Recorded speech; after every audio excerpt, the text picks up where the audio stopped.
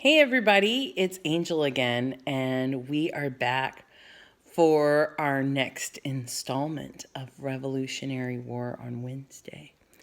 I want to ask you something. When you read, because I know you don't just read by listening to me. For one thing, I don't read enough books. I don't have enough on my YouTube channel. So when you read by yourself, do you do anything special? I like to read just for fun, and I'm one of those weird people that can read like for 2 or 3 hours. You know what? It's not really that weird. It's pretty fun. It's kind of like what happens with Jack and Annie when they travel to all these different places. They do it through books, don't they? And when you can read, you get to travel through books. So when I read, I like to sit here with this is one of my favorite mugs here. A mug of hot tea or sometimes coffee. And I might sometimes have a snack. But also, I just like to have just a nice little glass of water or a cup of tea. And I like to just sit and enjoy the reading. And I hope you do too. I hope that this is making you interested in reading more. So, where we left Jack and Annie. In chapter 6, George Washington had just discovered them on his boat. And Annie wished him Merry Christmas.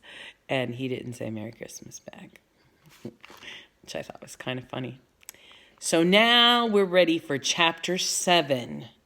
And the name of this chapter is Spies. Uh-oh. "What are you doing here?" George Washington asked. The commander-in-chief sounded furious. "We made a mistake," said Jack. We didn't mean to come." George Washington turned to the rowers. "Who let these children sneak aboard?" he asked in a stern voice. The men looked at Jack and Annie with surprise. "It's not their fault," Annie said quickly. "They were working too hard to notice us." Just then, the boat banged against the ice, and the ice cracked. The boat moved on and then bumped against the shore. 2 soldiers jumped out and pulled the boat up on the shore. George Washington looked at Jack and Annie. "This boat is returning to get more men," he said. "When it does, you 2 will get out and stay on the other shore." "Yes, sir," said Jack. He felt very embarrassed. George Washington gave orders to the rowers. "Make sure these children do not board any other boats when you return," he said. The general stepped onto the riverbank. The wind started to pick up. The snow fell harder. As the crew unloaded the boat, neither Jack nor Annie spoke. Jack was miserable. They'd caused trouble for George Washington, just when the general was trying to make America an independent nation. Jack desperately wished he and Annie had gone home earlier. They watched more and more boats land on the riverbanks.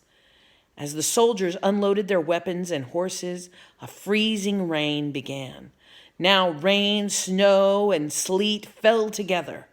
Jack heard George Washington call to one of his men. "This storm is getting worse, Major," the general said. "Yes, sir," the major said. "I think we're in for a blizzard," said George Washington. "Yes, sir, our mission may be hopeless, sir," said the major. "Should we call it off?" "No, you shouldn't," Jack whispered. "You're going to win." "Should we turn back, sir?" the major said. No, said Annie. She stood up. The boat rocked. "Don't turn back, George Washington, sir," she shouted. "You have to march on, sir. You have to attack the Hessians, sir." "Shh!" Jack tried to pull Annie back down. "We're not supposed to know about their secret mission." "How does she know our plans, Major?" George Washington asked. "Listen to us, sir," said Annie. "You're going to win." She pulled away from Jack and jumped out of the boat. "Annie!" Jack leaped onto the riverbank. He scrambled after Annie up the steep, icy slope. You have to lead your men, General Washington, sir, Annie said. The Hessians will be surprised. They think no army will be marching on a night like this. How do you know all this? The major shouted above the storm. How do you know what the Hessians are doing and thinking? For once, Annie seemed at a loss for words. She just guessed, said Jack. Just then, the bearded soldier who had yelled at Jack earlier stepped forward. There they are. The bearded soldier that's yelled at Jack because he was writing stuff down. I saw this boy earlier, he said. He was writing things down. No, I was just... Now Jack was at a loss for words. Seize them, the major shouted. They're spies. Chapter 8. The title is These Are the Times. Jack grabbed Annie's hand. We're not spies, he said. He whirled around to face George Washington. General Washington, remember those words you said to your men, Jack said. You should believe them yourself, sir. What are you talking about? George Washington asked. Jack yanked the captain's letter from his bag. Oops. I'm in trouble turning the page. By the light of the lamp, he read the words the captain had copied for his children. These are the times that try men's souls, Jack read. But he that stands it now deserves the love and thanks of man and woman. The harder the conflict, the more glorious the triumph. Jack looked at George Washington. Even if things look impossible, you should keep going, sir, he said. The harder things seem, the greater the triumph, right? That is what you read to your men. You have to keep going for their sake. Yes, and you have to keep going for our sake, said Annie. For the sake of future children of America, sir. As the wet snow hissed about them, George Washington stared a long moment at Jack and Annie.